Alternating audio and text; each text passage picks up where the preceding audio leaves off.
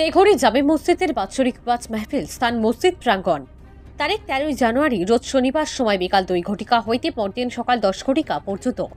সভাপতি হাজী আরজাত আলী সাহেব, প্রধান অতিথি সুদূর আসাম থেকে আগত হযরত মাওলানা জিয়াউর রহমান সাহেব, শিক্ষক বটরশি মদনিয়া আলিয়া মাদ্রাসা, বিশেষ অতিথি হযরত মাওলানা রিয়াজুল হক সাহেব, শিক্ষক সুলতানপুর বালিকা মাদ্রাসা।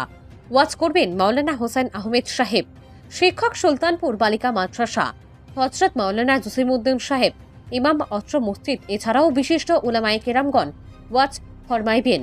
উক্ত ওয়াজ মাহফিলে আপনারা দলে দলে যোগদান করিয়া দুনিয়া আখিরাতের অশেষ সোয়াব হাসিল করুন।